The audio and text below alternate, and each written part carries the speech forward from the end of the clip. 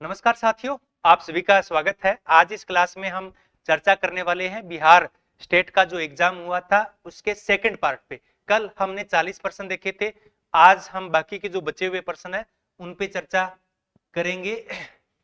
इनमें से कौन से प्रश्न है वो डिलीट होंगे या जिनको हम चैलेंज कर सकते हैं, जिनके आंसर गलत दिए हुए हैं, तो उन पे भी हम चर्चा करेंगे। कुल 4-5 प्रश्न ऐसे हैं जिनको हम चैलेंज कर सकते हैं, यानी उनके आंसर गलत दिए हुए हैं, या कुछ ऐसे हैं जो प्रश्न ही गलत है और कुछ के सारे ऑप्शन ही गलत हैं।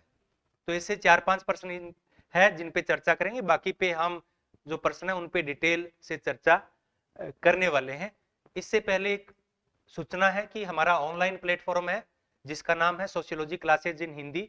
नीचे ये चल भी रहा है, तो इसे आप प्ले स्टोर से डाउनलोड कर सकते हैं। ये फिर हमारा व्हाट्सएप नंबर है 93 526 23 133। इस पे व्हाट्सएप करके भी इसका लिंक प्राप्त कर सकते हैं, जहां पे हम सभी जो क्लासेज होती है उनके कोर्सेज उपलब्ध करवाते हैं। अभी टीआरई 4 के लिए, बीपीएससी के लिए इसके बाद जो होगा उस पे हम नया बैच है वो स्टार्ट करने जा रहे हैं। तो शुरू करते हैं आज की हमारी क्लास। तो मैं पहले बात कर लूं कि ये पेपर बिल्कुल भी हम इसको नहीं मान सकते कि ये पीजीटी लेवल का है, क्योंकि ये पेपर थोड़ा सा डिफिकल्ट है। ऐसा नहीं है कि पूर्ण रूप से, मैंने कल भी बताया था कि हम अगर अच्छे तरीके से करें इसको तो 100 में से हमारे समाजशास्त्र में 50-60 क्वेश्चन आराम से आ सकते हैं। अगर किसी ने मेरी क्लासें देखी है तो आ सकते हैं, उनके 60-65 क्वेश्चन भी आ सकते हैं, ज्यादा भी आ सकते हैं। पर मैं कह रहा हूं कि बीच बीच में ऐसे प्रश्न है जो बिल्कुल इजी भी है, लेकिन सारे प्रश्न ऐसे नहीं है। ये पेपर एक नेट लेवल का है, बहुत सारे प्रश्न है वो 2021 में जो नेट का पेपर हुआ था उससे भी उठाए गए हैं। तो एक पीजीटी लेवल का नहीं था, उससे थोड़ा टफ लेवल का था। इस वजह से अब की बार संभावना कम है कि स्कोर है वो कम ही रहेगा, ज्यादा नहीं रहेगा, इस बात की संभावना है। तो शुरू करते हैं हमारी क्लास। कल 40 प्रश्न किए थे, 41वें प्रश्न की शुरुआत करते हैं कि हिंदू विवाह संस्कार में किन अनुष्ठान में किया जाता है। तो हमारे 16 संस्कार हैं, उनमें से एक संस्कार विवाह भी है। तो कुल 1 से लेकर 16 संस्कार है।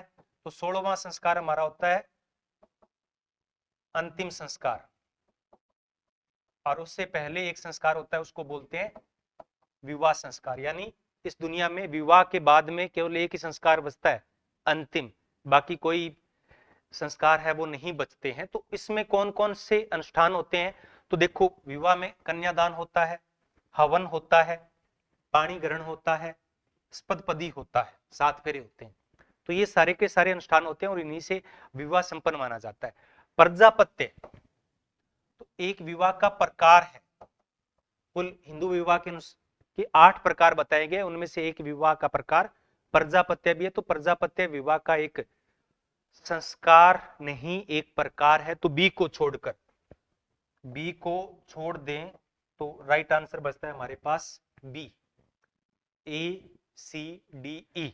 अगर हम इसकी सोर्स की बात करें तो मैंने बताया था कि ये दिसंबर 2020 का नेट का पेपर था जो जनवरी 21 में हुआ था, उसमें ये प्रश्न पूछा गया था और इसका आंसर है वो जो मैंने बताया वही माना गया था। तो उस आंसर के आधार पर भी हम इसको चैलेंज कर सकते हैं।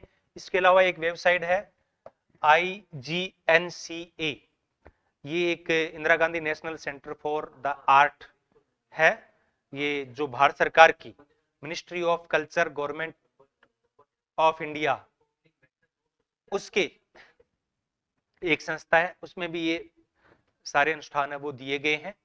इसके अलावा बुक्स में भी हमें मिल जाएंगे, जो अनुष्ठान संस्कार वाली पुस्तक है उसके अंदर कृष्णकांत जी की है, उसमें भारतीय दर्शन के बारे में बताया गया है। तो अब इसको हम चैलेंज कर सकते हैं और ये निश्चित रूप से सही होगा। शायद इसमें बिहार स्टेट के अंदर जो आंसर दिया गया है वो कुछ और दिया गया, ये नहीं दिया गया, क्या दिया गया मुझे नहीं पता। अब हम बात करते हैं दूसरे प्रश्न पर। 42 नंबर है, आंकड़ों के एकत्रीकरण की उपयुक्त पद्धति का चयन निम्नलिखित कारकों पर निर्भर करता है। यानी जब हम फैक्ट है वो तथ्य संकलित करते हैं तो हमें किन बातों को ध्यान में रखना चाहिए? जब हम उपयुक्त पद्धति भी, कैसे हम तथ्य संकलन के लिए हमें प्रश्नावली लेनी चाहिए, साक्षात्कार का प्रयोग करना चाहिए, अनुसूची का प्रयोग करना चाहिए, अवलोकन का प्रयोग करना चाहिए, यानी उपयुक्त पद्धति का चयन हमें करना चाहिए। तो ये किस पर निर्भर करता है? तो ये जो हमारा अध्ययन है उसके उद्देश्यों पर निर्भर करता है। उद्देश्य हमारे क्या है?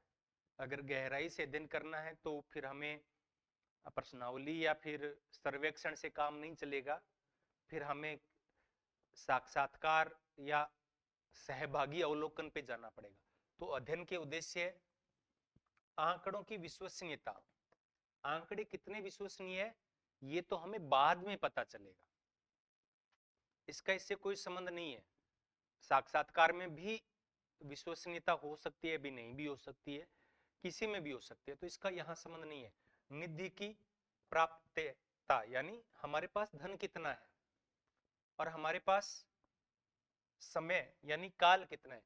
तो हमारे पास कितना समय है, हमारे पास कितना धन है, हमारा उद्देश्य क्या है।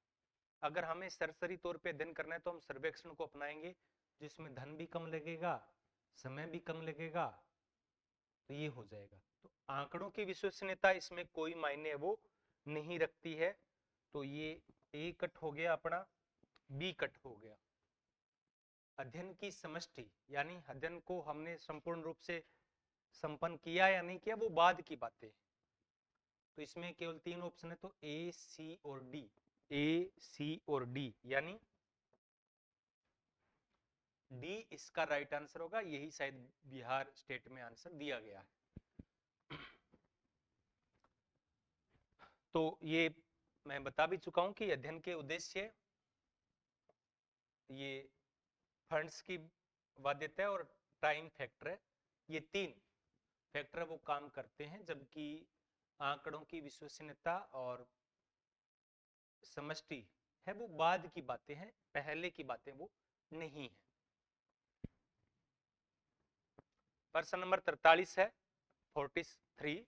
किसने कहा था कि एकल विवाह प्रादुर्भाव यानी उद्भव पुरुषों और महिलाओं को वैवाहिक बंधन में बांधने के लिए नहीं बल्कि निजी संपत्ति की रक्षा के लिए हुआ था।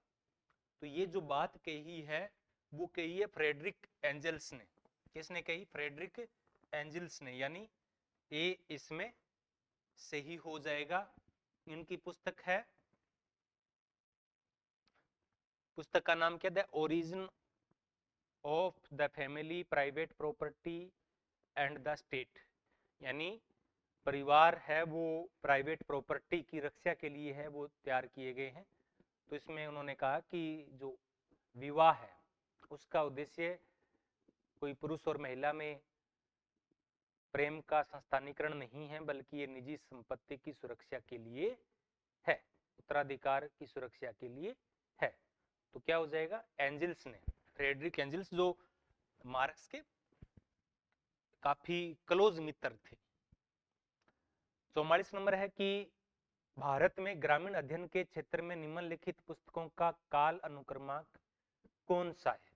तो देखो इसमें अगर मैं बात करूं तो इनमें सबसे पहली पुस्तक जो लिखी गई थी वो लिखी गई थी religion and society among the crooks in south India, 1952 के अंदर ये पुस्तक प्रकाशित हुई थी।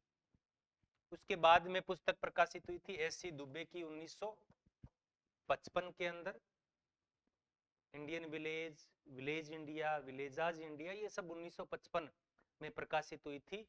फिर है कास्ट क्लास एंड पावर, 1965 में ये पुस्तक प्रकाशित हुई थी।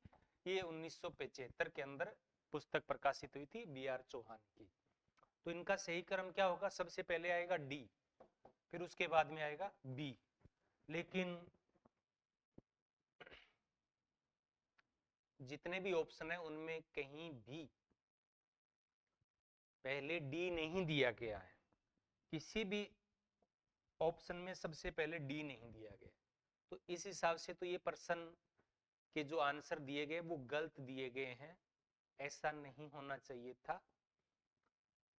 और उसके बाद डी के बाद में बी का नंबर आना चाहिए था, फिर उसके बाद में सी और ए। तो इधर देखें हम, सी और ए तो नहीं है, इधर भी नहीं है, ये भी नहीं है। तो इसमें जो राइट आंसर दिया गया है बिहार स्टेट की तरफ से, आंसर की जो जारी की गई उसमें सी को सही माना है। अगर यहाँ पे ई ऑप्शन होता तो ये होता नन ऑफ अवॉइड, ये सभी गलत है। लेकिन या ये सभी सही है, तो ये नहीं है, इसमें पहले डी आना चाहिए था, उसके बाद में बी आना चाहिए था। लेकिन ऐसा कोई भी ऑप्शन हमारे पास उपलब्ध नहीं है, तो इसको नेगेटिव मार्किंग नहीं है तो हम सी कर सकते थे। तो इसको चैलेंज किया जा सकता है, इनकी जो प्रकाशन है उस प्रकाशन की वेबसाइट पे जाके इनका ईयर देखा जा सकता है। अब इसको डिलीट किया जाएगा या नहीं किया जाएगा, क्योंकि चेंज के तो कोई ऑप्शन ही नहीं है, क्योंकि इनमें से कोई भी ऑप्शन है वो सही नहीं है, सब गलत बता रखे हैं। लेकिन जो उपयुक्त आंसर है वो सी है, जो कि आंसर माना भी गया है, तो सी को सही भी मान सकते हैं। पर फिर भी अगर किसी ने नहीं किया है तो आप इसको चैलेंज कर सकते हैं। आप उसको डिलीट करेंगे या नहीं करेंगे वो उनकी चॉइस है, अपने उसमें कुछ नहीं कर सकते। 45 नंबर है आगमन प्रक्रिया। तो रिसर्च के दो पद्धतियां हैं, एक आगमन और एक निगमन।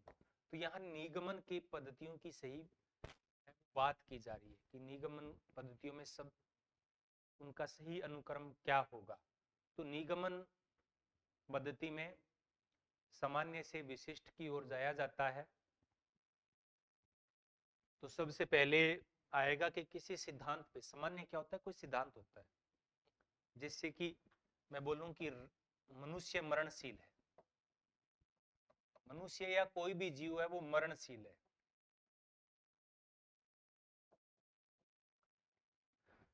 यानी एक सामान्य सी बात है कि जो जिसका जन्म हुआ है उसकी मृत्यु भी होगी, ये एक सामान्य सिद्धांत है,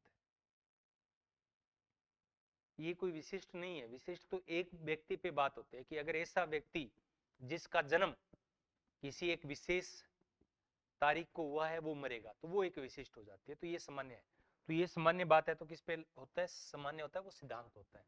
तो सबसे पहले सी, फिर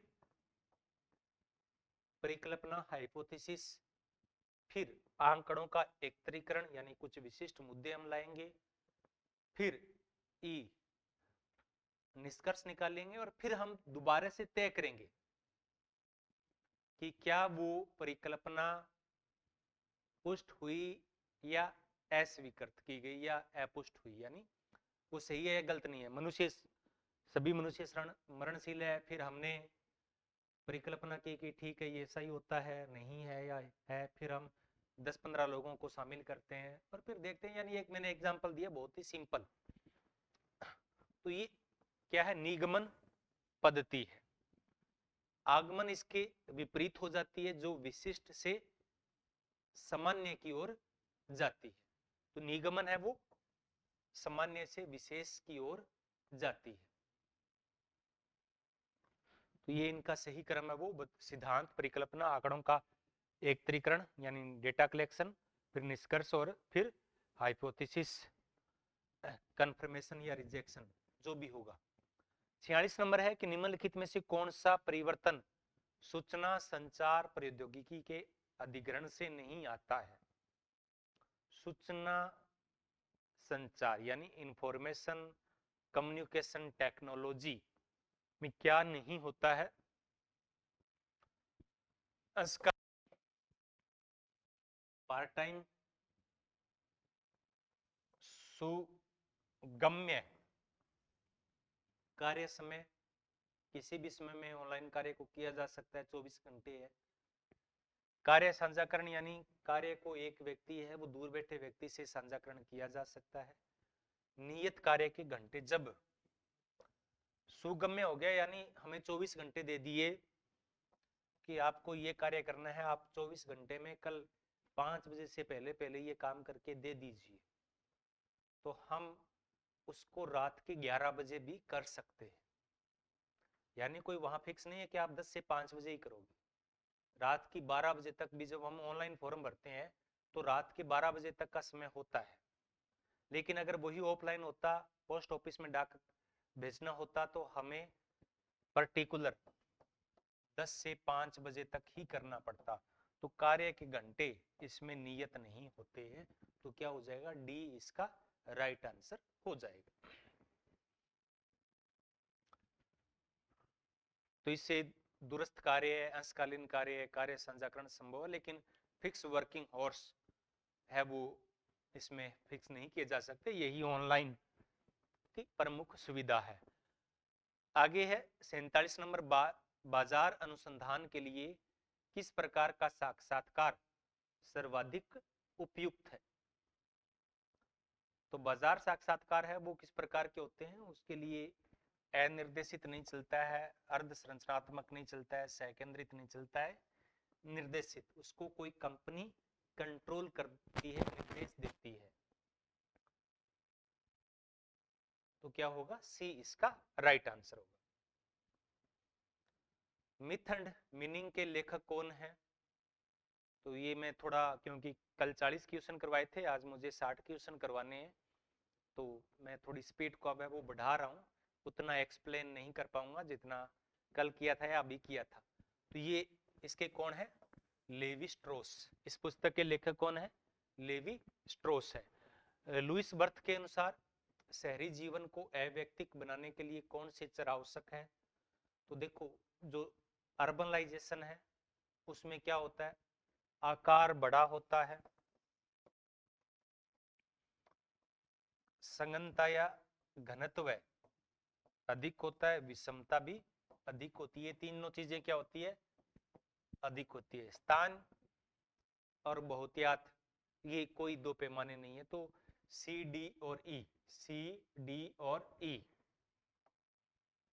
राइट आंसर हो जाएगा। तो इन्होंने urbanism as a way of life, यानी नगरीकरण जीवन पद्धति है, वे ऑफ लाइफ है, और इसकी उन्होंने विशेषताएं बताई थी कि जनसंख्या का आकार, जनसंख्या का घनत्व, जनसंख्या की विविधता या विषमता। आगे 50 नंबर, अनुसंधान प्रविधि के बारे में कौन सी पुस्तक इमाइल दुर्खिम द्वारा लिखी गई जिसमें प्रारंभिक कार्य माना गया। देखो ये दो चीजें, अगर यहाँ सारे के सारे इमाइल दुर्खिम की पुस्तकों के बारे में पूछा जाता तो भी हमारा आंसर एक ही होता जो आप सब दे रहे हैं। क्या दे रहे हैं, पुष्पेंद्र यादव जी का आंसर आया है सी, बिल्कुल राइट।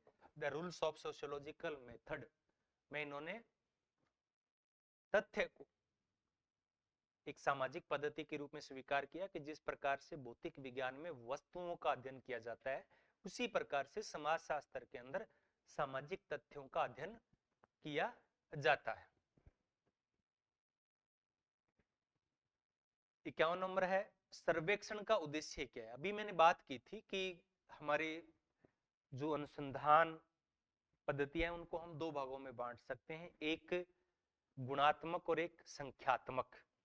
तो गुणात्मक जब गहराई से अध्ययन करना पड़ता है तो हम अवलोकन को, वो भी सहभागी अवलोकन को, हम साक्षात्कार को शामिल करते हैं। लेकिन जब सरसरी तौर पे अध्ययन करना होता है, स्थायी तौर पे अध्ययन करना होता है, तो हम सबसे पहले सर्वेक्षण पद्धति को अपनाते हैं।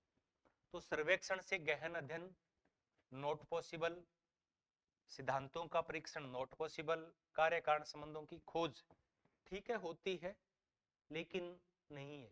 तो सर्वेक्षण का प्राथमिक उद्देश्य जब होता है, जब, क्योंकि सर्वेक्षण में गहराई में नहीं जाया जाता, तो जब जनसंख्या की एक व्यापक स्तर पर पहुंच बनानी हो, कवर करना हो, तब सर्वेक्षण पद्धति का प्रयोग किया जाता है। तो बी इसका राइट आंसर हो जाएगा। अभी मैंने दो बताए हैं, जो एक क्वेश्चन डिलीट हो सकता है और एक का आंसर चेंज करना ही पड़ेगा, और जब जैसे जैसे आगे आएंगे मैं उनको बारे में बताता जाऊंगा। जब मैंने कहा कि 100 में से 4 या 5 क्वेश्चन है जो या तो डिलीट होंगे या फिर उनके आंसर चेंज होंगे। बाकी 95% आंसर बिल्कुल सही है। निम्न में से किसे वैज्ञानिक पद्धति की विशिष्ट विशेषता नहीं मानी जाती है? तो विश्वसनीयता होनी चाहिए, वेदता होनी चाहिए, प्रतिकृति होनी चाहिए, सामान्य ज्ञान अवलोकन, जनरल नॉलेज नो। विज्ञान कभी भी सामान्य ज्ञान नहीं है। विज्ञान को अगर हम एक में परिभाषित करें तो क्या है? विज्ञान विशिष्ट ज्ञान है। क्या है? विज्ञान विशिष्ट ज्ञान को ही हम विज्ञान कहते हैं। 1960 से 90 के पूर्वी एशियाई राष्ट्रों का एशियन मिरेकल का अनुभव किसका परिणाम था?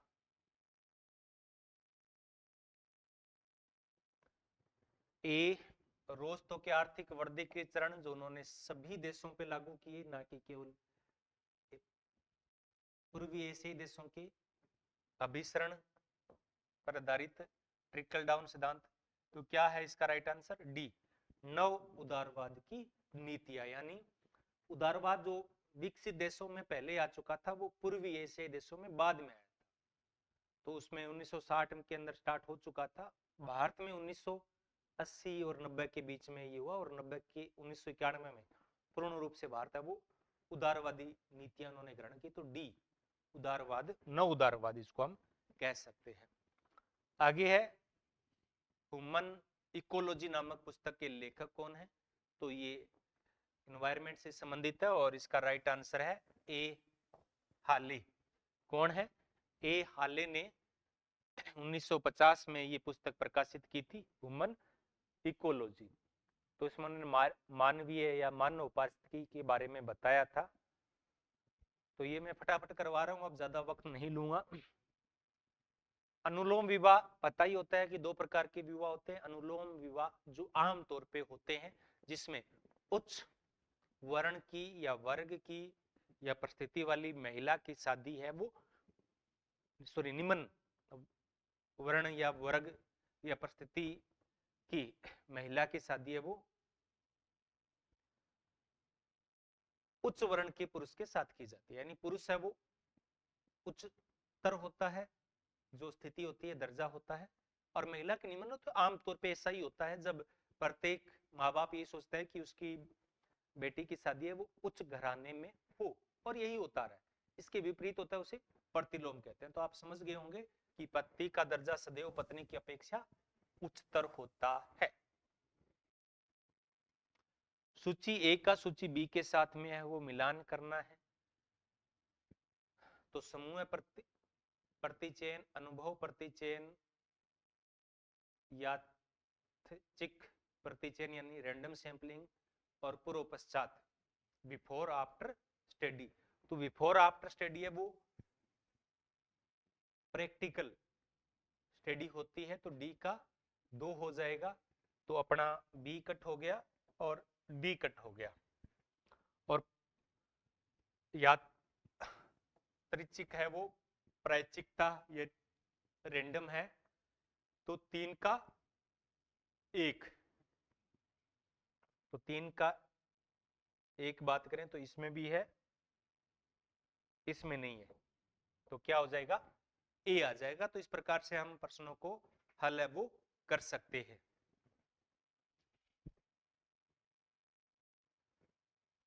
आगे है टालकट पार्सन्स के सामाजिक व्यवस्था के सिद्धांत के बारे में निम्नलिखित में से कौन सा कथन सत्य नहीं है? तो टालकट पार्सन्स ने सोशल सिस्टम पुस्तक लिखी थी 1937 के अंदर। सामाजिक व्यवस्था जो इनका मूल है, और ये सामाजिक व्यवस्था की बात करते हैं तो ये संरचनात्मक प्रकार्यवादी है, ना कि ये सूक्ष्म समाजशास्त्री है। तो ये सामाजिक व्यवस्था की बात करते हैं, अंत्य क्रिया की एक व्यवस्था के रूप में। सामाजिक व्यवस्था के विश्लेषण हेतु अंत्य क्रिया को अपनी मौलिक इकाई के रूप में लेते हैं। तो मौलिक इकाई को ये इसमें लेते हैं, किसको? सामाजिक व्यवस्था। और प्रारंभिक सत्य नहीं है, सॉरी मैं यहाँ पे एक बात करूँ, सत्य नहीं है, तो ये संरचनात्मक प्रकार्यवादी है। तो ये सामाजिक व्यवस्था की बात करते हैं, ये सामाजिक व्यवस्था के विश्लेषण हेतु अंत्य क्रिया की अपनी मौलिक इकाई के रूप में स्वीकार नहीं करते हैं। तो यहां कहा गया कि करते हैं, तो ये सही नहीं है। आगे है, इनकी अगर आप परिस्थिति या भूमिका की परिभाषा देखोगे तो ये परिस्थिति भूमिका जटिलता को व्यवस्था की बुनियादी इकाई के रूप में प्रयुक्त करते हैं। और ये भी सही है, ये सही है। सामाजिक व्यवस्था के अपने विश्लेषण में मुख्यतः संरचनाबद्ध घटकों में रुचि रखते हैं। तो ये एक वृहद समाजशास्त्री है जिनकी रुचि सामाजिक व्यवस्था, सामाजिक संरचना में है, सामाजिक अंत्य क्रिया में नहीं है। तो ये दो, ए और बी, इनमें थोड़ा सा अंतर है कि सामाजिक व्यवस्था को अंत्य क्रिया की एक व्यवस्था के रूप में समझा। अंत्य क्रिया की व्यवस्था के रूप में किसको समझा? सामाजिक व्यवस्था को। तो यहाँ सामाजिक व्यवस्था है वो बड़ी इकाई है। सामाजिक व्यवस्था के विश्लेषण हेतु अंत्य क्रिया को अपनी मौलिक इकाई के रूप में समझा। तो यानी अंत्य क्रिया की बात है वो सूक्ष्म स्तरीय समाजशास्त्री करते हैं। तो इन्होंने ये नहीं कहा। तो ए, सी और डी सही है, और प्रश्न में ये था कि सही नहीं है, तो बी सही नहीं है। तो राइट आंसर क्या होगा? बी होगा। क्या होगा? बी होगा। यही आंसर की में आया है। आगे है, राज्यों को उनके शहरीकरण की स्तर के में अवरोही क्रम में बताना है। किस क्रम में बताना है? अवरोही क्रम में बताना है, यानी घटते क्रम में बताना है। एक होता है आरोही, हम कई बार आरोही और अवरोही में कंफ्यूज हो जाते हैं। तो एक शब्दावली आता है पर्वतारोही, पर्वत प्लस आरोही। तो जो पहाड़ों पर चढ़ते हैं उनको बोलते हैं पर्वतारोही, यानी चढ़ने वाले। तो बढ़ते क्रम में बताना होता है, लेकिन यहाँ पे क्या बताया है? अवरोही क्रम में, घटता क्रम में बताया। तो सबसे अधिक भारत के अंदर इनमें से तमिलनाडु के अंदर है नगरीकरण, सबसे कम हिमाचल प्रदेश में है। किन में? हिमाचल प्रदेश में। तो ए राइट आंसर हो जाएगा, बाकी देखने की जरूरत नहीं है। ऑप्शन ने हमारा काफी काम है वो आसान किया है। अगर ऑप्शन देखा हमने किया है तो धैर्य से किसी ने ये पेपर देखा है तो उसका पेपर क्लियर होगा। निम्नलिखित में से किसने सामाजिक अध्ययन हेतु विकासवादी परिवर्तन के प्रतिमान को प्रस्तुत किया है? विकासवादी प्रतिमान के परिवर्तन के प्रतिमान को किसने प्रस्तुत किया है? टालकट पार्सन्स के द्वारा किया गया है। तो इन्होंने ये इवोल्यूशनरी पैराडाइम ऑफ चेंज का है वो बनाया है कि सरल से जटिल है, विकासात्मक है, अनुकूलन है, एकीकरण है, इन चीजों को इन्होंने शामिल किया है। 60 नंबर है कि सूची ए का सूची बी के साथ में मिलान करना है। तो इनमें से कौन सी पुस्तक है जो आपको पता होगी, तो उसके हिसाब से हम इन सूची ए का सूची बी के साथ में वो मिलान कर सकते हैं। तो ideology and theory in Indian sociology 2004, इसमें केवल एक का ही नाम दिया गया है, मतलब वो ईयर दिया गया है, बाकी के ईयर नहीं दिया गया है। तो योगेंद्र सिंह। फिर personality and social science DP Mukherjee. Rural India in transition A R Desai. और the structure of Hindu society N K Bose. तो इसमें डी, डी है वो इसका राइट आंसर हो जाएगा। आगे है कि उभरती प्रौद्योगिकी के नियमन से संबंधित पुस्तक the social control of technology के लेखक कौन है? तो इसके लेखक कौन है? डेविड कोलेन ग्रीज है। तो the social control of technology 1980 के दशक में डेविड कोलेन ग्रीज के द्वारा लिखी गई थी। तो इसमें उन्होंने नई प्रौद्योगिकी विकास और नियंत्रण के बीच एक गंभीर समस्या की बात है वो की है। आगे है समाजशास्त्र शब्द का सर्वप्रथम उद्भव कब हुआ, तो वैसे ज्यादातर है वो 1938 देखने को मिलता है, लेकिन कुछ एक पुस्तक में ये 1939 भी देखने को मिलता है। तो राइट आंसर क्या है, क्योंकि यहाँ पे उन्होंने बचने के लिए 38 ऑप्शन है वो नहीं दिया, 39 ही दिया है, 57 नहीं है। 1798 में तो इनका जन्म हुआ था, 57 में इनकी मृत्यु हो चुकी थी। सॉरी, मैं हो सकता है थोड़ा सा ईयर में मैं गलत हूं। 1857 नहीं है, इनकी जो पुस्तक आई थी 1930 से लेकर उनकी जो जिसके 6 खंड थे उसमें उन्होंने पहली बार वो चर्चा की थी। अगर थोड़ा बहुत अगर आप तुक्का भी लगाते तो ये 35 को आप शामिल कर सकते थे, इसके अलावा नहीं कर सकते थे। तो ये राइट आंसर है वो 1939 है। कुछ पुस्तकों में जो इनका जो 6 खंडों में पुस्तक प्रकाशित हुई थी उसके खंड में कुछ थोड़ा सा डाउट है कि कुछ जगह 1939 भी देखने को मिलता है, वैसे ज्यादातर है 1938 देखने को ही मिलता है। आगे है प्रारंभिक औद्योगिक समाजशास्त्रियों में से किसने social framework in India, social framework of in India नामक पुस्तक लिखी, तो किसने, एन आर सेठ ने। किसने लिखी, एन आर सेठ ने।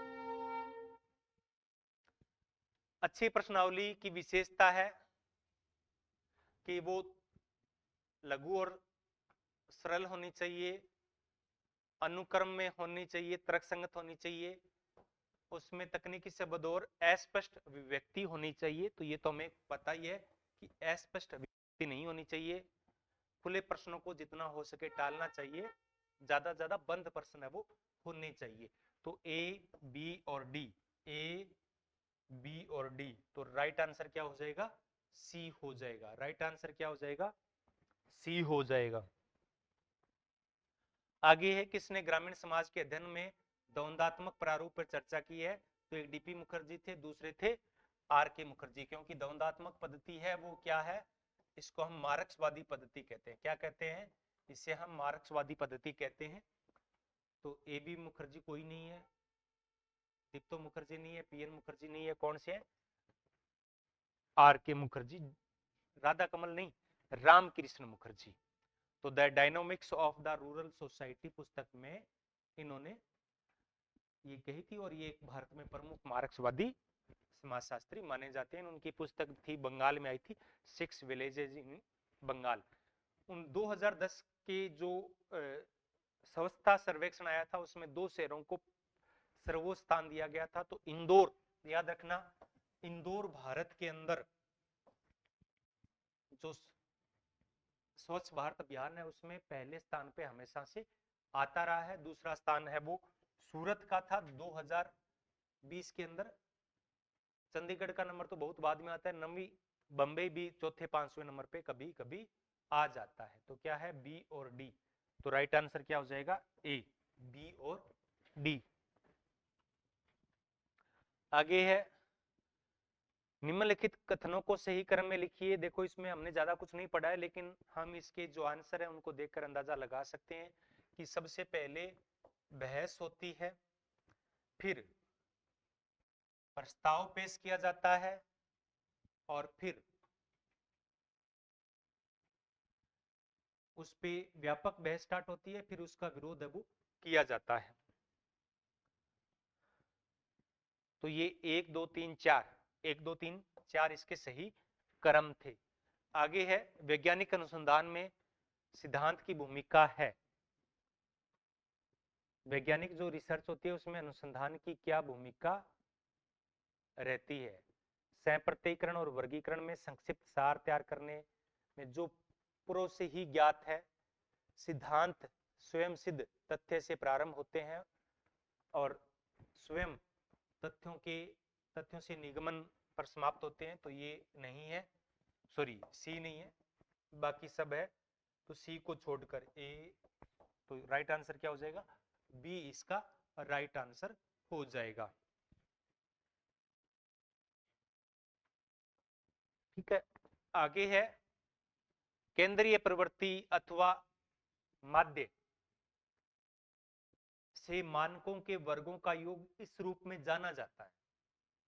तो ये एक स्टैटिक्स का बहुत ही गहरा प्रश्न है जो कि आमतौर पे नहीं पूछा जाना चाहिए। तो इसमें दो ऑप्शन निकलते हैं, एक मानक विचलन और प्रसरण। तो ये कह रहा हूं कि स्टैटिक्स का बहुत ही गहरा प्रश्न है जो कि हम सामान्य तौर पे नहीं कर सकते। और ये स्टैटिक्स वाले से अगर हम इसको देखेंगे तो ये क्वेश्चन है वो डिलीट होना चाहिए। इस क्वेश्चन की जो लैंग्वेज है वो बिल्कुल भी सही नहीं है। या तो यहाँ पे मानकों की बजाय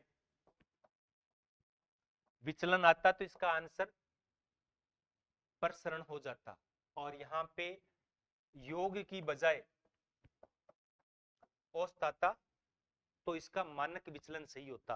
तो ये प्रश्न है, सॉरी औसत नहीं, वर्गमूल, औसत का वर्गमूल। तो प्रश्न में यदि वर्गों के औसत का वर्गमूल लिखा आता तो ये मानक विचलन सही होता, स्टैंडर्ड। और ये फिर अगर केंद्रीय परिवर्ती के विचलनों के अगर वहां पे विचलन आता तो प्रश्न होता। तो ये प्रश्न ही गलत है, पूर्ण रूप से ये प्रश्न सही नहीं है। और इसको थोड़ा स्टैटिक्स से हमें जोड़कर, अगर किसी के है, मैंने तो एक दो से उनसे मांगे गए सोर्स वो कल तक मिल जाएंगे, तो उसके हिसाब से मैं इस पे करूंगा। तो अगर आपके भी कोई स्टैटिक्स का है तो उस क्वेश्चन को देख के इसको क्वेश्चन को डिलीट करवाया जा सकता है अगर आपका ये क्वेश्चन गलत है तो। आगे किसने कल्चर क्रूज स्कूल में योगदान दिया? तो किसने दिया? एंकरमैन सिम्थ ने, यानी सी, केवल ए ने। तो कल्चर सर्कल स्कूल और जर्मनी और ऑस्ट्रिया में ये विकसित है, वो किए गए थे। तो इसमें प्रमुख योगदान है वो कॉपर्स का है, एकरमैन का है, लेकिन इनमें बाकियों का नहीं है। तो राइट आंसर है वो सी ही होगा। 71वां है कि कौन सा देशज ज्ञान की विशेषता है? देशज ज्ञान इंडिको नॉलेज की विशेषता है। तो देशज ज्ञान का मतलब होता है स्थानीय ज्ञान। उस स्थानीय ज्ञान जो उस प्रकृति में विशेष होता है।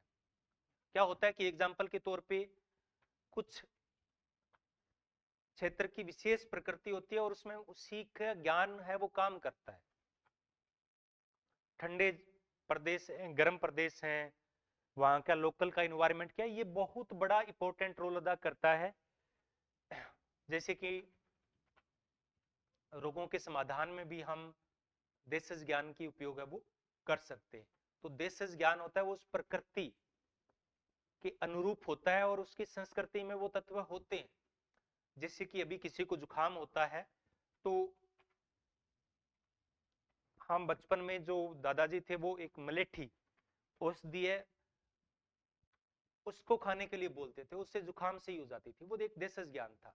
जब किसी के फुंसी हो जाती है तो उस पे तुलसी के पत्ते का रस लगाया जाता है। तो फोड़े या फुंसी हो जाए और उस पे तुलसी के पत्ते का रस लगाया जाए तो वो ठीक हो जाता है। कितना भी भयंकर दर्द हो, वो दर्द है वो समाप्त हो जाता है। तो ये देशज ज्ञान है। तो ये स्थानीय सांस्कृतिक परिवेश में निहित होता है और ये प्रकृति और संस्कृति के बीच में भेद को समाप्त करता है। नमस्कार, मैं अभी कोई कमेंट पे चर्चा आज नहीं करूंगा, थोड़ा सा जल्दी जल्दी ये करवाना है। अभी 30 ही करवाए हैं, 30 बाकी है, तो इतना टाइम नहीं आज। तो ये ए और बी प्रकृति के प्रति संसाधन के दृष्टिकोण को अपनाता है। तो ये कोई जरूरी नहीं है कि ये देशज ज्ञान है, ये तो किसी के में भी हो सकता है। व्यक्ति और वस्तु के मध्य द्विविभाजन का समर्थन करता है, तो ये भी कोई देशज ज्ञान की बात नहीं है। तो सी और डी नहीं है, ए और बी इसका राइट आंसर है। आगे है न्यूज आइटम्स के एनालिसिस से जब रिसर्च की जाती है तो उसको बोलते हैं कंटेंट एनालिसिस। क्या बोलते हैं? कंटेंट एनालिसिस उसको बोलते हैं। आगे है 73 नंबर, तालाबंदी की दशा में व्यवस्थापक मिल का दरवाजा बंद कर देते हैं और मजदूरों को जाने से रोकते हैं। तो जब मजदूर हड़ताल की धमकी देते हैं तब क्या करता है कि जो मालिक होता है वो कहता है कि मैं फैक्ट्री के ताला लगा दूंगा, मिल के ताला लगा दूंगा और ये फैक्ट्री बंद हो जाएगी और आपको काम नहीं मिलेगा, तो ये सब उस मजदूरों पर प्रेशर बनाने के लिए किया जाता है। तो तालाबंदी का जो काम है वो मालिक द्वारा, व्यवस्थापक द्वारा मजदूरों की एंट्री को रोकने के लिए किया जाता है ताकि उन पे प्रेशर बन सके। तो ये सही है। बिल्कुल प्रश्न गलत दिया हुआ है, आंसर गलत दिया हुआ है, तो अभी आप चैलेंज कर सकते हैं अगर आपका गलत है तो, क्योंकि मैंने अभी बात की कि जो पहला क्वेश्चन था उसके सारे के सारे आंसर गलत थे, और जो अभी मैंने बात की थी उसका प्रश्न ये नहीं कह रहा पूर्ण रूप से गलत था, लेकिन उसकी जो लैंग्वेज थी वो कहीं ना कहीं गलत थी, और वो उसका आंसर भी जिस मानक विचलन दिखाया गया है, ये जो था, ये जो मानक विचलन वाला प्रश्न था,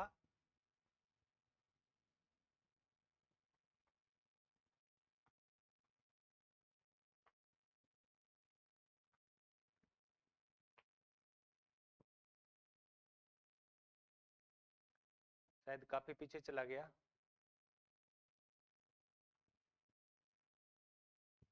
सॉरी, तो उसमें क्या है कि वो आंसर जो दिया है वो भी गलत है, जो आंसर दिया गया है वो गलत है, सही नहीं है।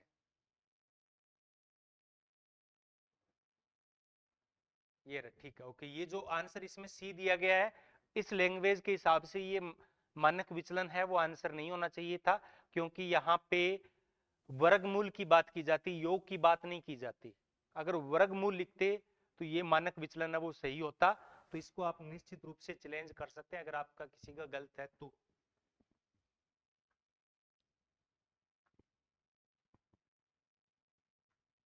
ये हम चर्चा कर रहे थे, तो ये व्यवस्थापक है वो बंद कर सकता है, लेकिन इसका कारण क्या होता है, मजदूरों पर प्रेशर बनाना होता है। व्यवस्थापक अतिरिक्त मजदूरों को बुलाने का प्रयास करते हैं। तो अब इसमें थोड़ा सा ये देखना पड़ेगा कि ए तो बिल्कुल सही है, आर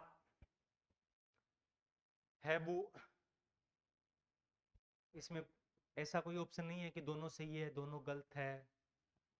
तो कई बार ऐसा भी होता है कि वो उनको हटाकर नए मजदूर बुला भी लेता है, लेकिन तालाबंदी का उद्देश्य मजदूरों को बुलाने का नहीं होता है। तालाबंदी का उद्देश्य, तो ये तो कथन है और ये कारण है। कारण ये नहीं है कि वो औरों को बुलाना चाहता है इसलिए तालाबंदी करता है, वो तो उसकी मजबूरी होती है कि जब वो काम पे नहीं आते हैं तब वो उनको प्रेशर बनाने के लिए औरों को लाता है, लेकिन इसका कारण ये नहीं है। कारण इसका क्या है, तालाबंदी का मजदूरों पर दबाव डालने के लिए किया जाता है। तो इसमें जो राइट आंसर माना गया मेरे हिसाब से ए माना गया, जो कि पूर्ण रूप से सही नहीं है। हो सकता है इसको चैलेंज कर भी दे और नहीं भी करे, सॉरी चेंज कर भी दे या ना करे, लेकिन अपने को चैलेंज जरूर करना है। अगर गलत है तो इसमें ए तो सही है, लेकिन इसकी जो कारण दिया गया है वो गलत दिया गया है। ये तालाबंदी का कारण नहीं है, ये तालाबंदी का परिणाम है। आगे है, पर्यावरणीय मुद्दों की व्याख्या के लिए समाजशास्त्रियों की भूमिका निम्नलिखित में से कौन सी नहीं है। तो समाजशास्त्री कौन कौन सी भूमिका है वो इसमें अदा करते हैं और कौन सी नहीं करते हैं, कौन सी नहीं है। तो इसमें अगर हम देखेंगे तो समाजशास्त्री प्राकृतिक पर्यावरण पे सामाजिक प्रतिरूप तैयार दबाव डालते हैं, किस प्रकार से पर्यावरण जो क्षति है वो समान रूप से वितरित नहीं होती है, यानी जो गरीब होते हैं पर्यावरण स्थिति से उनको नुकसान ज्यादा होता है और अमीर होते हैं उनको कम होता है, क्योंकि वो तो कहीं पहले ही शिफ्ट हो चुके होते हैं। प्राकृतिक आपदा से निपटने के लिए समाजशास्त्री उपयुक्त प्रौद्योगिकी विकसित कर सकते हैं। समाजशास्त्री प्रौद्योगिकी नहीं बना सकते, टेक्नोलॉजी नहीं विकसित कर सकते, ये काम तो इंजीनियर्स कर सकते हैं, एक सोशियोलॉजिस्ट नहीं कर सकता। तो सी इसका है वो क्या है, गलत हो जाएगा।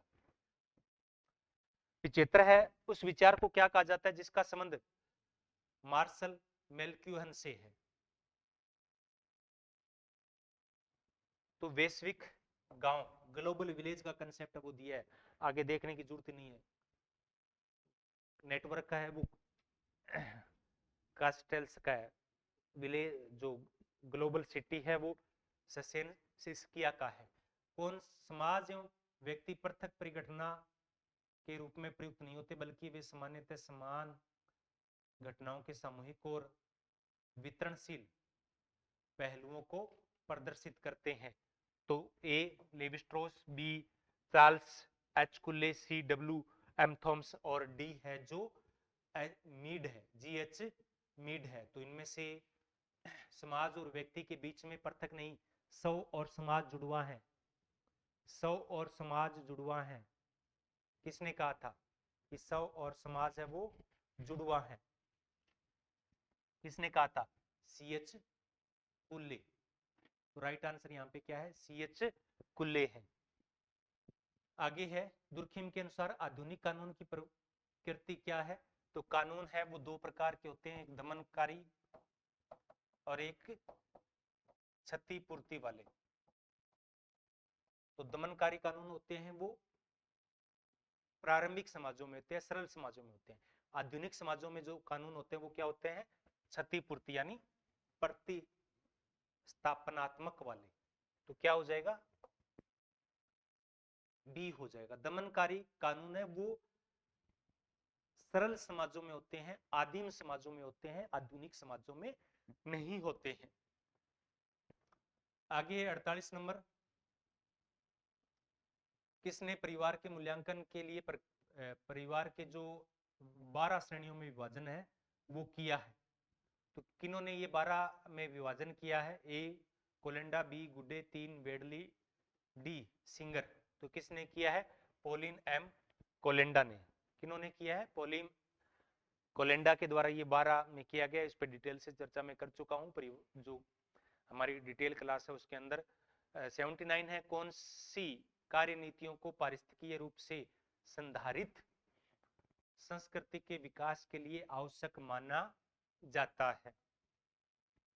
तो सीमित संसाधनों का प्रयोग, अपशिष्ट कम करने और प्रदूषक संबंधी कठोर नियम बनाने, जनसंख्या वृद्धि पर नियंत्रण, उत्पादक और वितरण पर स्वचालीकरण।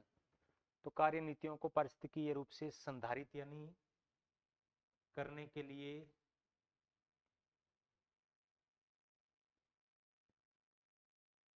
आवश्यक है। तो जनसंख्या वृद्धि पे नियंत्रण भी आवश्यक है, सीमित संसाधनों का संरक्षण, जो संसाधन कम है तो ए होगा, जिसमें ए नहीं है वो कट हो जाएगा। फिर जनसंख्या पे नियंत्रण भी जरूरी है, तो ए और सी दोनों जरूरी है। उत्पादन एवं वितरण पे स्वचालीकरण, तो इससे भी इसमें मदद है वो मिल सकती है। तो इसका राइट आंसर सारे ही उपयुक्त है वो प्रतीत हो रहे हैं। उत्पादन और वितरण का स्वचालीकरण, सॉरी डी, इसको हम निकाल सकते हैं क्योंकि धारणीय विकास, धारणीय संस्कृति के विकास के लिए उपयुक्त है। तो सीमित साधन, प्रदूषण को कम करना, अपशिष्ट को कम करना, जनसंख्या नियंत्रण करना, ये इसकी कोई आवश्यक शर्त है वो नहीं है। स्वचालीकरण से बड़ भी चीजें हैं वो शक्ति है।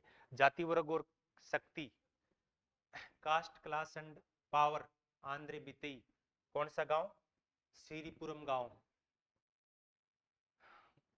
अनुसूचित जाति आयोग की स्थापना भारतीय संविधान के अनुच्छेद 338 मार्क के अनुसार कौन सा सही नहीं है? तो एलगांव की बात यहां पे की जा रही है। आर्थिकी, राजनीतिकी की श्रमिक आदत में अंतर्निहित अलगाव को कामगार और उत्पादन के बीच प्रत्यक्ष रूप से मानते हुए कट करती है।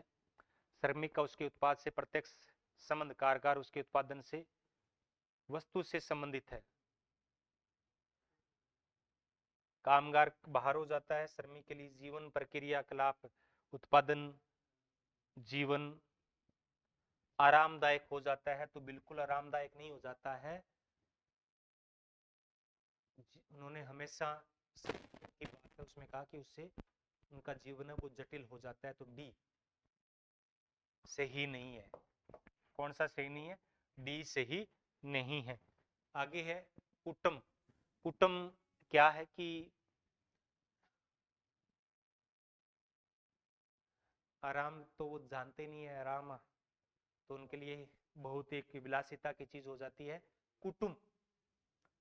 अब इसमें क्या है कि कुटुम, एक होता है कुटुम, ये बड़ा कंफ्यूज कर रहा था। तो ये कुटुंब है, तो कुटुंब जो लुइस डियूमा ने आंध्र प्रदेश के कलाई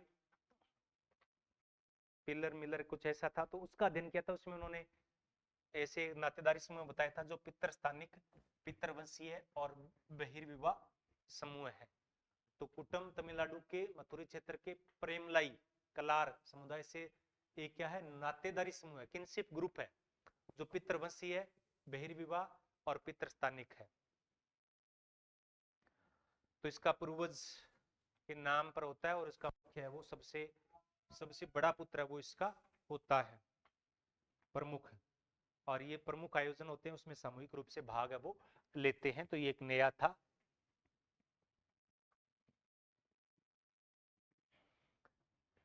तो एक विस्तृत परिवार हो सकता है। 84 नंबर है कि सामाजिक भेदभाव आकस्मिक या अनायास रूप से नहीं बल्कि व्यवस्थित तरीके से होते हैं। निम्नलिखित में से कौन सी कथन की व्याख्या उचित व्याख्या है वो की गई है? एक समूह है, व्यक्ति को समाज से पूरी तरह से घुलने मिलने से रोका जाता है, बिल्कुल रोका जाता है। सामाजिक भेदभाव स्वेच्छापूर्वक होता है, यानी व्यक्ति अपनी इच्छा से स्वेच्छा से भेदभाव को स्वीकार करता है, ऐसा कभी नहीं होता, मजबूरी में करता है। तो ये भी नहीं होगा। ये व्यवस्थित और संरचनात्मक है, ये वंचित करती है। तो ए 1 4 1 3 4 1 3 और 4, तो डी इसका राइट आंसर हो जाएगा। सी नहीं है, इसका राइट आंसर डी है। आगे छोटा नागपुर के मुंडा और औराव, मुंडा और ओराव एक दूसरे के निकटवास करते हैं, जो अपने सांस्कृतिक जीवन को साझा करते हैं। किस भाषा ग्रुप से है? तो ये किससे है? एक आर्यिक से और एक द्राविड़ भाषा परिवार से। निग्रिटो में से इनमें से कोई नहीं है, मंगोलाइड नहीं है, मंगोलाइड नहीं है। तो क्या हो जाएगा? राइट आंसर है वो ए हो जाएगा।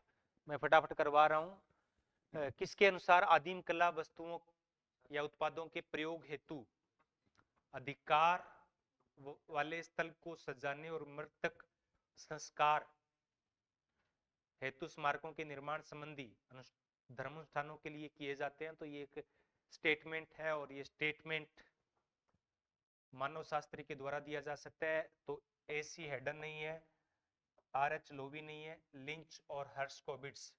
तो इसमें ई आर लिंच को सही माना गया है। तो हो सकता है ई आर लिंच भी सही हो, लेकिन कई जगह ये कथन है वो डायरेक्ट रूप से मुझे अभी नहीं मिला है किसी भी पुस्तक में, क्योंकि इनके लिए बहुत, जब हम प्रूफ देने जानते हैं तो हमें उनकी मूल पुस्तकों को पढ़ना पड़ता है और एक पर्सन के लिए एक दिन लगता है। तो हर्स्कोविट्स ने भी इसी प्रकार की बात कही है, लेकिन डायरेक्ट अभी मुझे वो स्टेटमेंट उनकी पुस्तकों में नहीं मिला है। तो ये क्वेश्चन भी है वो चैलेंज किया जा सकता है, चैलेंज किया जा सकता है। तो ये डिलीट हो सकता है या इसका हर्स्कोविट्स है वो सही हो सकता है। तो इसके लिए मैं माफी चाहूंगा कि मैं कल इस पे प्रयास करूंगा कि ये मुझे मूल कथन किसी बुक में मिल जाए। अगर नहीं मिलता है तो फिर मैं इसका प्रूफ है वो नहीं दे पाऊंगा। मैं ये भी नहीं कह रहा कि लिंच भी सही नहीं है, क्योंकि इनके हम थोड़ा सा आइडिया ही लगाते हैं। एक स्टेटमेंट, पूरी किताब 400 पेज की किताब होती है, उनमें से एक स्टेटमेंट खोजना एक बहुत टिपिकल काम है। और जब हम हिंदी मीडियम वालों के लिए तो और बहुत सारी ये चीजें मुश्किल हो जाती है। 87 है कि कौन सा कथन सामाजिक आंदोलन के लिए सही नहीं है?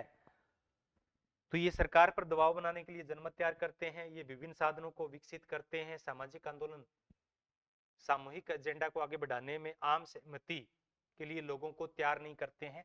तो ये कथन सही नहीं है। सामाजिक आंदोलनकारी लोगों को संबंधित मुद्दों को प्रेरित करने के लिए सभाएं करते हैं। तो आंदोलन करने के लिए जो आंदोलनकर्ता होते हैं वो अपने एजेंडे के लिए लोगों को जोड़ते हैं, उनसे सहमति प्राप्त करना चाहते हैं, और ये कहते हैं कि सहमति प्राप्त नहीं करते हैं, तो बी इसका गलत हो जाएगा। आगे, यूएस में वैश्वीकरण के विरुद्ध द पेट्रियाट मूवमेंट निम्नलिखित किसकी कृति से प्रेरित था? तो किसकी प्रेरित था? विलियम पियर्स की कृति से था। 1990 के दशक में ये एक दक्षिणपंथी राष्ट्रवादी आंदोलन, और ये इनकी पुस्तक थी द टर्नर, उसे ये प्रेरित था। हेबरमास द्वारा प्रस्तुत सार्वजनिक क्षेत्र की संकल्पना में से कौन सा सही है और कौन सा सही नहीं है? तो इनमें हमें सही नहीं है की पहचान करनी है, और सही कौन है? तो सार्वजनिक क्षेत्र आजकल जनसंचार से विलुप्त होता जा रहा है,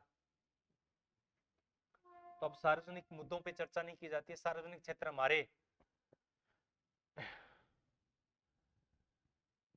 इस जीवन का ऐसा क्षेत्र है जिसमें सार्वजनिक मत जैसी बातों को संरक्षित किया जाता है। बिल्कुल सही है। सार्वजनिक क्षेत्र वह क्षेत्र है जहां सार्वजनिक वाद विवाद समृद्ध होता है और उनका विकास होता है। सार्वजनिक क्षेत्र राज्य और परिवार के निजी क्षेत्र से पृथक होता है, ये भी बिल्कुल सही है, वो कहा जा सकता है। तो हेबरमास द्वारा जो सार्वजनिक क्षेत्र, तो हेबरमास ने सार्वजनिक क्षेत्र की बात है वो की है। तो इसमें उन्होंने जो कॉफी हाउस हैं, टी हाउस हैं, जहां पे न्यूज रीडिंग वाले हैं, उनमें सार्वजनिक क्षेत्र की बात की है कि वो सार्वजनिक क्षेत्र होते हैं। तो सार्वजनिक क्षेत्र, सॉरी मैं भूल गया, यहाँ पे निजी जीवन का विषय क्षेत्र है। तो सार्वजनिक क्षेत्र निजी जीवन का, निजी जीवन का मतलब यहाँ पे परिवार है, तो ये बीच का क्षेत्र है, परिवार से बाहर का है और राज्य से भी बाहर का है। तो सार्वजनिक क्षेत्र राज्य और परिवार के निजी क्षेत्र से पृथक होता है, परिवार के निजी क्षेत्र से पृथक होता है। और ये क्या कहता है कि निजी क्षेत्र का, निजी जीवन का क्षेत्र है। तो इसमें बी और डी तो बिल्कुल सही है। बी और डी सही है। तो राइट आंसर क्या हो जाएगा इसमें? राइट आंसर है वो बी हो जाएगा। आगे है, तो ये इनकी पब्लिक पुस्तक थी the structural transformation of the public sphere, 1962 के अंदर ये पुस्तक आई थी, जिसमें ये पब्लिक क्षेत्र के बारे में कहते हैं कि ये एक नागरिक क्षेत्र यानी निजी क्षेत्र से बाहर का अलग होता है, उससे संबंधित है। आगे है, दिए गए कथन है उनके बारे में चर्चा करनी है। गुणात्मक आंकड़ों के संग्रह के प्रकारों में से एक साक्षात्कार तब उपयोगी होता है जब प्रतिभागियों का प्रत्यक्ष तौर पे अवलोकन नहीं किया जा सकता। तो जब हमें गुणात्मक तथ्य लेने होते हैं, तो मैंने बताया था दो ही चीजें होती है मूल रूप से, एक तो है, और भी है, जीवन इतिहास है, केस स्टडी है, लेकिन मुख्य रूप से हम दो सामूहिक तौर पे करते हैं, एक इंटरव्यू और एक अवलोकन। अगर सहभागी अवलोकन नहीं हो रहा है तो फिर हम इंटरव्यू लेते हैं। तो एक कथन बिल्कुल सही है। साक्षात्कार के दौरान शोधकर्ता सूचनाओं और जानकारियों के प्रकट होने के समय का विलेखन कर सकता है। तो साक्षात्कार के दौरान शोधकर्ता सूचनाओं और जानकारियों के प्रकट होने के समय उनका अभिलेखन कर सकता है। देखो यहां पे अब थोड़ा सा गहराई से हमें देखना पड़ेगा। ए सही है, इसमें कोई डाउट नहीं है, तो बी हमारा कट हो गया, डी हमारा कट हो गया। अब अपने पास में बचते हैं ए और सी। ए और सी में से क्या सही होगा, क्या सही नहीं होगा? तो साक्षात्कार के दौरान शोधकर्ता सूचनाओं के प्रकट होने के समय, अब इसको थोड़ा इंग्लिश टर्म्स को देखना पड़ेगा कि ये क्या कहना चाह रहा है। ये कह रहा है कि जो घटना घटित हो रही थी उस समय उनका विलेखन कर सकता है। तो साक्षात्कार में ये सुविधा नहीं है कि घटना घटित हो रही है तो वहां पे उनका लेखन करेंगे, क्योंकि घटना तो पहले हो चुकी होती है, उनका विश्लेषण ये बाद में करते हैं।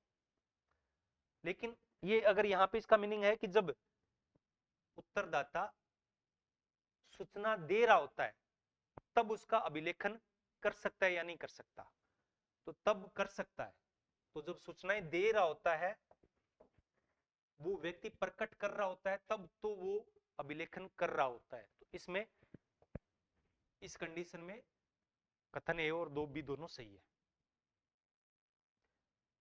अगर ये इसका संदर्भ है, क्योंकि ये मूल है, वो इंग्लिश में देखना पड़ेगा कि घटना घटित हो रही है उस समय उनका विलेखन तो कैसे होगा, वो तो घटना घटित हो चुकी है। ये सुविधा क्यों अवलोकन में भी हो सकती है, बाकी में नहीं हो सकती। तो इसमें फिर ये कथन है वो गलत माना जाएगा। तो मेरे हिसाब से ये कथन ए और बी सही होने चाहिए, लेकिन इसमें शायद सी को सही माना गया है। तो आप देख लीजिएगा क्या सही माना है और क्या सही नहीं माना है। तो इसको हम दोनों ही तरीकों से चैलेंज कर सकते हैं। थोड़ी सी इंग्लिश टर्म्स मैंने अभी देखी नहीं, चाहता है कि इंग्लिश पेपर मिल जाए लेकिन मिला नहीं। तो ये है। तो ये 4-5 क्वेश्चन ऐसे थे जिनको चैलेंज है हम कर सकते हैं। इनके अलावा अगर हम बढ़े तो समाजशास्त्र का प्रकाशन क्रम का सही क्रम अपने को बताना है। तो social mobility in Britain, information age, class and class conflict, liquid unity. तो इसमें देखो ये डी वाला है वो सबसे लास्ट में आया है, डी वाला है वो सबसे लास्ट में, और इनमें से मेरे हिसाब से ये सी है वो सबसे पहले हो जाएगा। सी है वो सबसे पहले हो जाएगा, या फिर सबसे पहले है वो, सॉरी, सोशल मोबिलिटी, ये भी हो सकता है। ये इंफॉर्मेशन एज यानी ये पुस्तकें बाद की है, ये पुस्तकें बाद की है। तो हमारा यहाँ पे ए और सी है वो कट हो जाते हैं। अब हमारे पास 2 ऑप्शन बचते हैं। तो इनमें the social mobility in Britain, David Glass, और class and class conflict in industrial society, ये बाद में है। तो सब पहले ए आ जाएगा फिर सी आ जाएगा। तो राइट आंसर हो जाएगा डी। इसका राइट आंसर क्या हो जाएगा, डी हो जाएगा। Social mobility in Britain 1954, information age 1996, फिर ये यानी था, और सबसे लास्ट में ये डी हो जाएगा। तो ए सी बी। तो ये क्लास में यहीं समाप्त कर रहा हूँ। आगे 4-5 क्वेश्चन हो रहे हैं, 7 क्वेश्चन, उनमें से कोई ऐसा क्वेश्चन नहीं है जिनको हम चैलेंज कर सकते हैं, तो उनको किसी बाद की क्लास में शामिल कर लेंगे। आज टाइम काफी हो गया है। तो ये कितने हो गए, लगभग 4 या 5 है। उनमें से एक क्वेश्चन है वो डिलीट हो सकता है, 2 भी डिलीट हो सकते हैं, और 3 के आंसर चेंज हो सकते हैं। तो प्रूफ है वो मैंने बता दिए हैं, फिर भी ये मोबाइल नंबर नीचे दिया हुआ है, अगर आपको चाहिए तो हम आपको भी बता सकते हैं। ठीक है, आज की क्लास यहीं समाप्त करते हैं। जाते जाते लाइक, शेयर और सब्सक्राइब चैनल को जरूर कीजिएगा। आपने इतने प्रेम से सुना, इसलिए आप सभी का बहुत बहुत धन्यवाद।